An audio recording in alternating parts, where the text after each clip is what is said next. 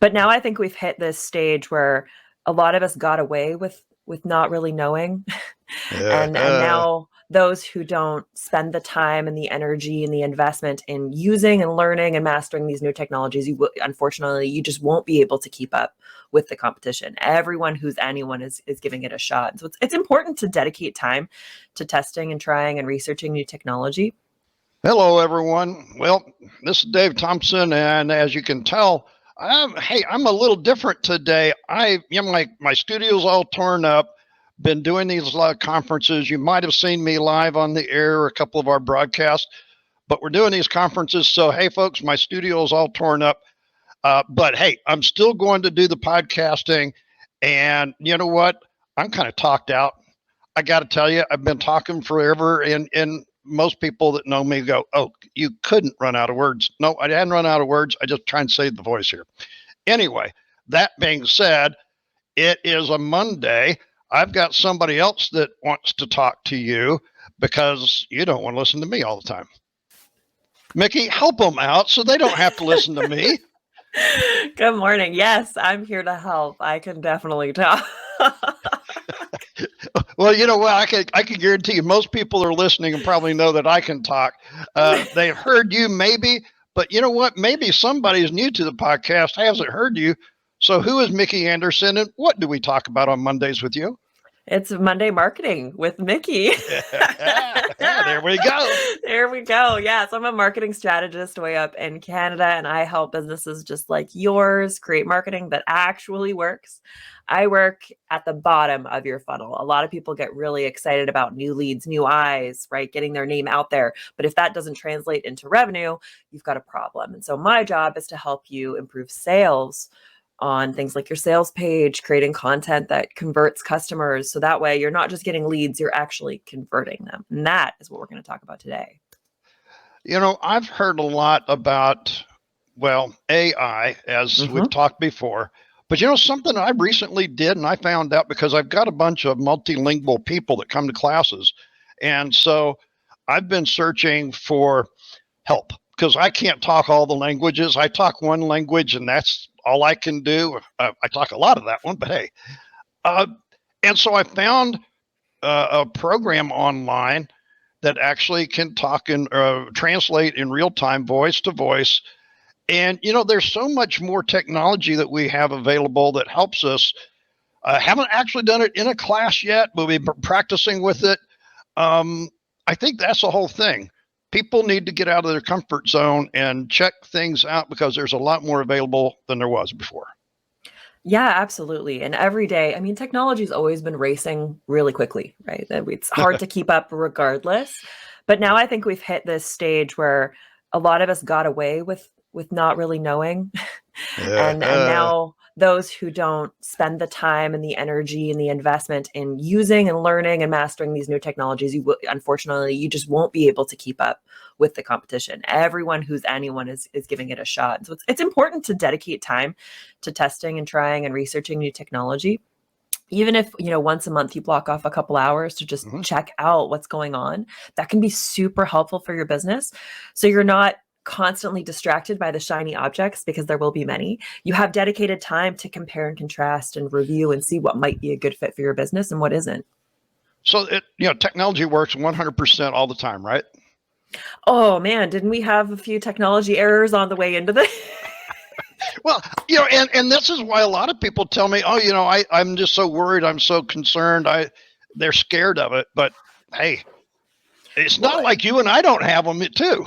Well, and also like human error is a real thing too, right? As much as yes, technology fails, let me tell you, I fail all the time too. We all make mistakes. And I think it's a lot of ego that I can do it better than technology. It's like, well, actually, if you look at the error rate, the technology is probably going to beat you out. Yeah. But it's this feeling that we're giving up control. And that can be really scary for a lot of business owners when they're starting to use new technologies like AI. It's that you're giving up control over a certain part of the process. But the key in making this all work is creating those checks and balances, right? With everything, where you're going in and optimizing and reviewing and checking, or you have someone who's going to make sure that it's working properly. You've got those contingencies set up. That is the key, whether it's a human doing the task or AI or technology.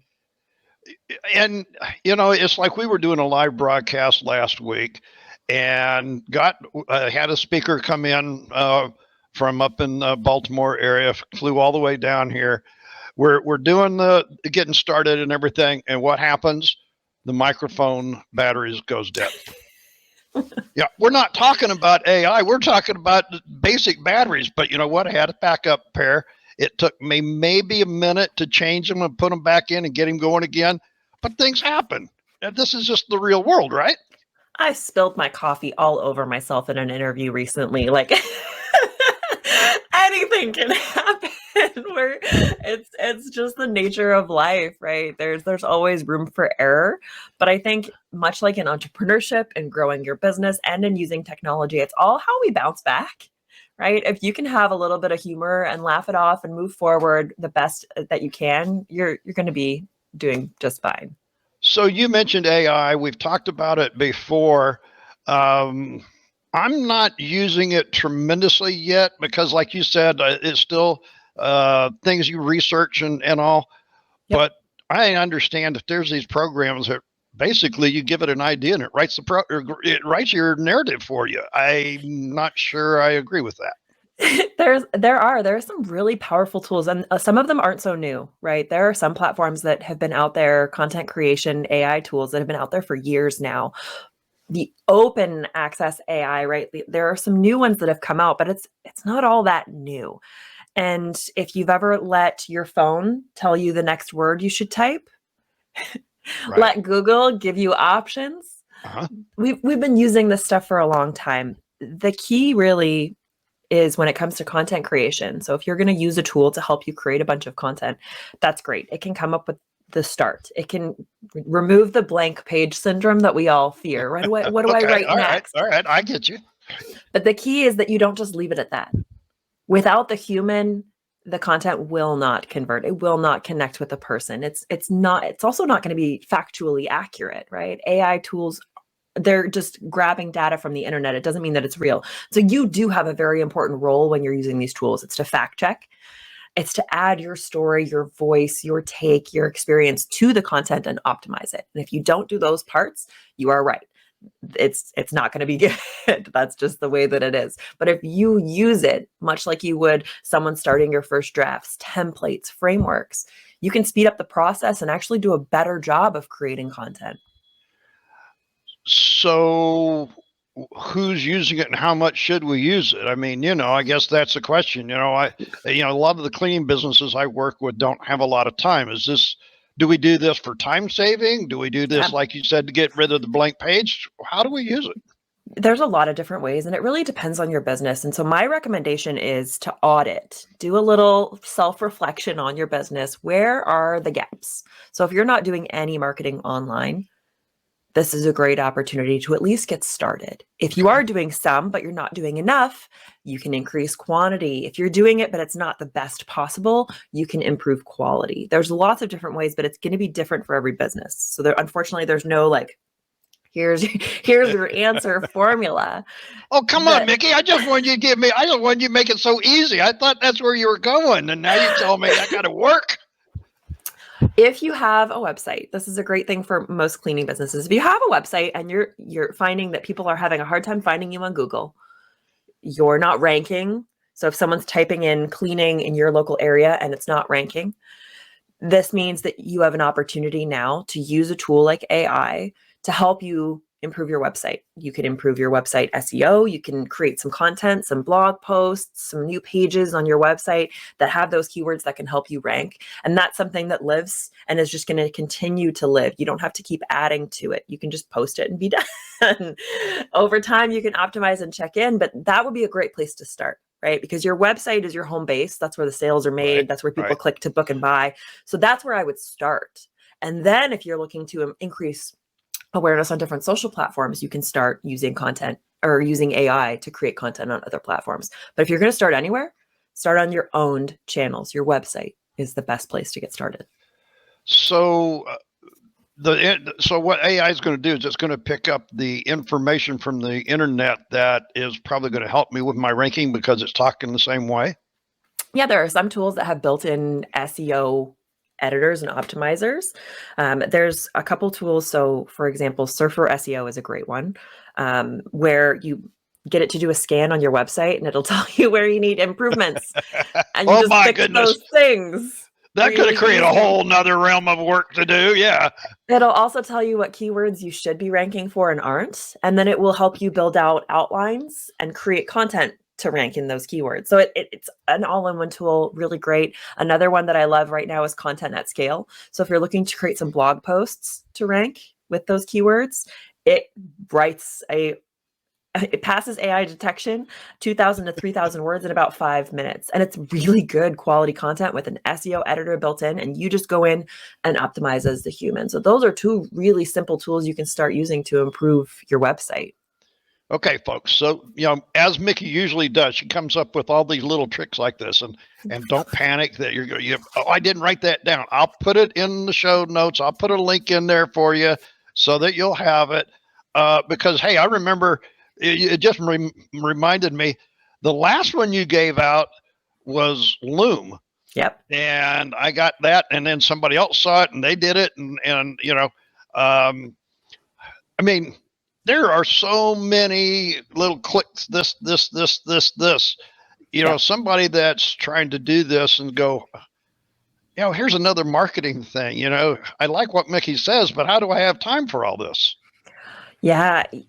Marketing is essential for your business, right? One of the big mistakes people make when they start to struggle, when revenue is not coming in as much, as they try to tighten in and they pull back on their marketing. But the marketing is the thing that makes you money. And a lot of times the thing that's holding you back from scaling, from growing your business, is you're not investing enough in marketing, right? You need to understand your cost per acquisition, how much money it takes for you to get a new lead in your pipeline, a new customer. And that will tell you very clearly how much your marketing budget should or should not be. But the key with all of this is you need to be tracking your marketing. You need to know exactly what you're spending, what you're doing, and track what's working and what's not working. Because if you're not doing that, yes, every marketing expense is going to look like another expense you should be cutting. This leads me to a podcast I just did recently with Rocky.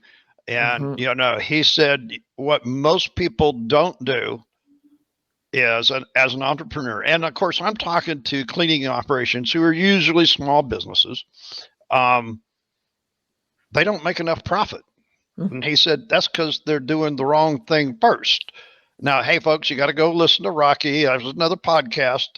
But, I think the thing is this is an amount of our time that we have to invest to make the profit the right way. Gosh, yeah. And marketing so much a part of that. Yeah, when it comes to running a business, right, there's a lot of mindset. As much as I don't love talking about mindset, it is a really important component, because if you see yourself as a person in your business, working in your business, you will never scale. You will never grow past a certain point, because you're not going to invest the time and energy necessary in the things that are going to scale your business. You are the bottleneck of your business. And so when we think of ourselves in our marketing, in our profit margins, in the way that our business is growing and functioning, you're no longer a doer. Or you need to hire someone who's not going to be the doer, who's going to step back and see the big picture and plan and plot and do those hard things like tracking your data, doing the marketing, because otherwise you just won't grow the way you want to. You are the one that goes and finds all of these. I imagine you sit there at home in Canada and just do it all remote like we're doing today. I do everything remote. But do you go to conferences and find this stuff, or how does it come to you? How do you get your information? I guess I want to know. I'm so lucky. I have huge groups of peers across spanning the marketing industry, spanning businesses of different sizes that I talk with on a weekly basis, networking groups with marketers. I go to conferences all the time in person. Just recently went to my first one in a really long time, which was great. I meet with and connect with different companies. I book meetings with their owners to learn more about them so that I can give great information, so that I can kind of decipher through it. And so a ton of my time is spent on that R&D to make sure that I can use and promote the right things to the right people. So you're running a small business. Yeah. You're using your own advice to run your business. So you know, folks, I think what you're hearing is marketing is part of it, but R&D, if you don't know what is coming up, you're not going to be ready for it when it comes, when it gets here, Yeah, right? absolutely. You got a time block. So as a marketer, one of the things I like to do is however much time I would spend with a client working on their business, I block that off in my calendar. So I treat myself like a client and try and put myself first as well, both in terms of doing my numbers, my financials, in my marketing, in research and development, and all those pieces. And so, yeah, that limits me in terms of the number of clients I can take or the amount of time I can spend with clients. But I've found ways to scale where I'm not just trading time for money, where I have online platforms and resources and different ways to work with clients so that I can still increase profit margins without taking up all that time. So, as you mentioned, you went to a conference live. Do you think we're going to get back into that a lot, or do you think we're still in this blended kind of environment where we're doing a little here and a little there? What's your feeling? I think the in-person is absolutely going to increase. We all miss that. And there's nothing quite like networking in person, Right. right? Going to those conferences and shaking Oh, yeah. hands and meeting people in person. However, what this pandemic and these hybrid conferences have done is opened up opportunities for people who just can't make it to certain places Mm-hmm. to be able to attend virtually, or if there are conflicting dates where there are two conferences in two different places and I can't attend both, I Right. can still get a virtual pass or watch the recordings. And so it actually allows us to access more both in person and virtually. So I think virtual will still be a part of these conferences and whatnot, maybe not as big as it was before, but it will still remain a very vital part for conferences and businesses. We're doing our expos here, what we call them cleaning festivals here in Florida. We've got 2 of them down. We still have 2 more to go. But each one I'm doing live streaming from that conference. We're taking videos as we go and posting them out as the conference is going on. These are things that 5 years ago we weren't doing. Yeah. Yeah. Well, it just goes to show the world is getting smaller and smaller, right? We have access to information that we never had access to before, and to people we maybe didn't have access to before, which is amazing. And I think if you're not giving yourself the opportunity to check these things out, to try them out, whether it's attending in person or virtually, you're missing out. So, are you a fan? And I just have to ask this because, I want to go back to the AI stuff. Are you a fan of I'm not sure I'm going to say this right, but the talking head, the AI talking person giving the narrative rather than the person that's working on their business? No. Okay, all right. The easy answer is no. I actually just did a big talk at a conference on this, and if you're in a service industry, we build our business on relationships, right? It's Okay, a all right. person, it's a face, and there are 3 key pieces you need in order to build a relationship. So the first is empathy. I have to understand you, right? Right. Who you are as a person, not just the problems you have. So if you're in the cleaning industry, for example, you can't just understand the mess on the floor. You have to understand the person who's struggling with the mess on the floor, the business entity that you're helping. Right. And then we have to be authentic. We have to show up as ourself, right? And that's the part where the talking head removes that. We need to be able to connect with another person and show up as ourself. So that's really important. Whether you're using AI coming online, there still needs to be you involved in the process. And then the third is engagement. You have to actually be connecting and communicating with the other person. A one-sided conversation is not a relationship. So, whenever people go to AI and get the narrative built with the help of the intelligence, would it be better for them in their marketing video to not have a person on if they're not willing to be a face, if they just need the voice? Should they just record it and then throw it up there They on their can video? hire someone. Okay, They all can right. hire someone else to be the face. Um, you know, I think there's a lot of different ways businesses can do this. Some have a mascot, right? There's the Geico gecko. There's Right, right. right. There's lots of Yeah. different businesses that play this, but most people forget is that we're not necessarily loyal to a brand. We're loyal to the relationships built.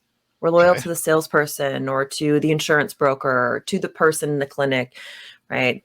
And so you can maximize that by using a real person and sharing that story, sharing that connection. Yeah, you can get away with a lot to a certain point, but when we think of retention, when we think of building those loyal, raving fans, that's all built on relationships. So, in other words, yeah, maybe, but be very careful. Exactly. Yeah. Okay. Well, hey, you know what? I'd almost kind of call this coaching an hour with Mickey to coach, because every time that we do this, I go, okay, so maybe I ought to think about this. Maybe we need to go do this. And hey, folks, I'm getting the coaching right along with all of you. Yeah.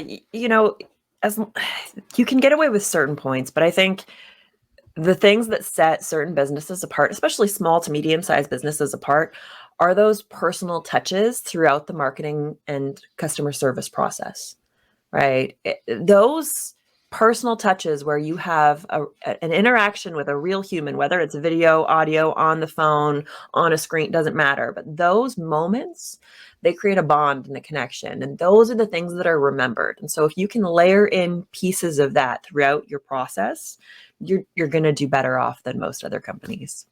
Mickey, I hear exactly what you're saying. I am all over. I mean, heck, my face and cleaning is just everywhere. Everybody. I don't know people. They walk up to me, and go, "I know who you are. I've seen you," and they. It is.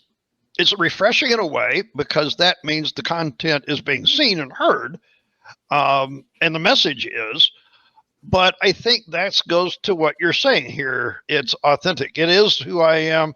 Uh, hey, I had somebody come up and said, I'm not sure about those wild shirts you're wearing now. I'm like, thank you for watching. Did you hear the message? Oh, and that spurs a good point, because we will get feedback, right? Feedback, you're going to get responses and feedback from customers, and we have to take it all with a grain of salt. Some things Right. are personal opinion and some things are valuable pieces of information. Distinguishing between that can be tough. And so as much as someone might not love the shirt that you're wearing, is that the most important thing? Is that an opinion, or is that truly feedback that's important? You get to decide. It's hard to not personalize it, but it is important to know that not everyone's opinion is important. Well, and I think this goes back to what you said earlier, though. If we're not tracking and we're not watching what's happening, then we don't know. And it may just be a personal, or it may be real. Yep. We don't know if we don't track. And you know what, when it comes to tracking to numbers, quantity is important. And so one person saying, okay, I don't know about your shirt, is one thing. If you had 100 people all saying, hey, your shirt's distracting, or I have a hard time focusing because of it, that's when it becomes feedback. That's when it's helpful. But collecting data, we need to be collecting it as well. And so if you don't have a way for people to submit their feedback that's easy, where you can get those numbers to make decisions, you're going to struggle. So if you're wondering about something, so say, for example, in your customer service process, you deliver a quote online, right? That's one of your steps. And you're like, is this the best way, right? Do people appreciate the quote? Is the quote helpful in sales, or is it hindering our sales? We need to collect data. And so every time you offer the quote, you need to be asking, was the quote helpful? What's the next step? If you're not collecting that data, you're not going to get the right answer. So to collect that data, should we do that through a video saying, hey, please, do this? Or I know that you're big with email, and Yes. I know that Loom and the video email. So I'm just kind of speculating here. Yeah, you know what? One of my favorite ways to collect data is, it's called the Net Promoter Score, and it is one of the easiest things you can do. So in general, if you're looking to see if you're doing an okay job, you ask your customers to just click one button, and it's on a scale from 1 to 10. How likely are you to recommend our services to a friend or family member? 1 out of 10, 1 being not at all, 10 being absolutely. Right. That number is so important. And those Likert scales, the 1 to 5 scales, are really easy. It doesn't require much work on the customer's behalf. We want to make it as easy as possible. Watching a video takes time and commitment. And so they might not even get to the place where you ask them the question. So I recommend just having the scale on a scale from 1 to 10, how likely are you to recommend our business to your friends or family? Or on a scale from 1 to 10, on 1 to 5, how helpful was the quote in your buying process? On a scale from 1 to 5, how likely are you to forward this email to someone in the cleaning industry? Those little scales are so easy and simple for someone. And that's why the 5-star rating, that's essentially what it is, from 1 to 5 stars, click. It's so simple. There's no real thought process needed. And it's one step for a customer to give really important feedback. You know what? Sometimes when I talk with you, I'm like, okay, wait a minute. I didn't have I wasn't taking notes fast enough to get all of these little things in. Folks, this is exactly why Mickey keeps saying, hire a marketer. We know what we're doing. We know all these steps. All you've got to do is concentrate on your business. Let us do this part. Am I missing it, Mickey? It's true. Your time is valuable as a business owner. You know your industry, you know your customers, you have operations, you have finances, you have a lot of pieces to manage. And mastering marketing itself is massive. There's internet, video, social media, email. There's all of it, lead generation, ads, and the technology that goes along with each one of those components. So if you're trying to be okay at all of them, you're going to struggle. So one of the best things you can do is take that marketing budget and invest in an expert to help you use it effectively. I get you, Mickey, because Mondays are basically my day for podcasts. I build them, I record them, I do all of that stuff because the rest of the week I've got all my other stuff to do. But it has become it's a 1 day a week thing. And of course, that's because I'm recording the podcast and doing that. And of course, my cleaning with the Academy every Monday afternoon live on the air. Some people are like, you're doing that. But then again, last week, we were setting up for the show and I didn't do it. And my phone went off about 2:30. Where are you at? Where are you at? I'm like, hey, yes. But it's taken a couple of months, but it goes back to what you said. Focus on one thing. Some people are watching. And as we go through the year, but it is a plan, a process. And we all are this way, right? We all follow when there's something to follow. Yeah. And if you hire an expert in any of those areas, they're going to be able to help you track, right? So for the podcast, for example, if you don't know if the podcast is helping to generate revenue, you're going to struggle hiring help, right? You're going to say, oh, but I can do it myself because I don't know if it's actually making money. It's another reason to make sure that you're tracking your metrics. You're tracking every single week, right? How many downloads am I getting? How much revenue is increasing? How many more emails am I getting? And you just watch those numbers and it will tell you what's working and what's not working week after week after week. And when you hire a marketing professional or a professional for your podcast or any sort of outsource or delegation, you bring on a team member, when you have those numbers, it's way easier to invest because you can see progress. But if you're not tracking every investment, every additional team member you bring on, there's going to be a big challenge. Is this actually a revenue generating position or not? What's on tap for next month, Mickey? I mean, you went someplace and learned all of this. So what's the month of April for you? I mean, it's springtime here in Florida. April going into Q2 for me is leading into a lot of sales page work. So one of the biggest challenges that people have is they'll spend tons of effort and energy on social media marketing, on sending emails, and then people will get to their website and hit that service or sales page and it flops. It just didn't get the professional attention it needed. It was DIY thrown together and it doesn't quite do the job. And so I spend an entire quarter focusing on educating and supporting people and setting up that sales page, creating that irresistible offer. So no matter who's showing up or how they're getting there, when they get there, they have everything they need to make an informed decision to buy. I'll tell you what, folks, I got to say that, every time I talk with Mickey, I'm going,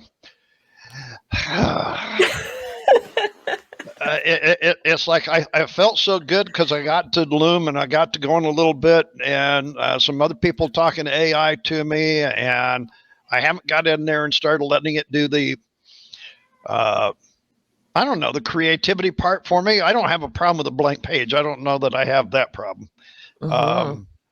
But I probably could do better with making sure it meets the needs for my website and stuff like that. So folks, Yep. If in fact that you want some help with some of this, you know what? I know a person. I think she probably can help you with some of this. And you probably don't have to go any further than that little scroll right down there at the bottom. That's got her website address, folks. And if you go there, I am sure that there's a connection where you will be able to get hold of Mickey or somebody in her staff, and it won't be a few days later. It might be the same day. That's it. That's it. Mickey, it was great to have you back on the show. Hey, I got one question before I let you go. Yep. Any major trips to a foreign country or an island this year?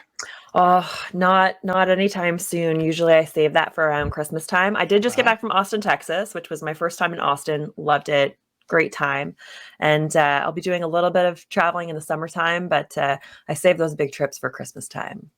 Hey, while you were in Austin, did you get to wear your hat? I did not. No. I know. I've traveled light. I traveled carry-on only, and so there were no boots and no hats. Oh no! You were in the boot and hat country and no hat. You know what? Austin, I was expecting Austin to be more cowboy, lots more hats. It really wasn't. It was very much so like almost like a miniature Silicon Valley. It was very high tech. There weren't a lot of cowboys in Austin. I think I needed to venture out of the city a little bit to find them. I was going to say you weren't in the right area because I can guarantee you I've been to Austin before. I know right to where to go. I was right on campus, on the U of T campus, so I might not have been in the right spot. That could have been yeah. That's why you got all the techie stuff. Yeah. But that's what you were there for, right? You were there for the techie stuff. Yeah, you got it. I'll save the rodeo for I'll save my hat for the rodeo. All right. Good to have you back on, folks. Go to heymickeyanderson.com. You'll like what she's got there. As we say on the podcast here, keep it healthy, keep it positive, and by all means, make sure that you make some profit in that business. Talk with you later, Mickey. Bye. Thanks so much.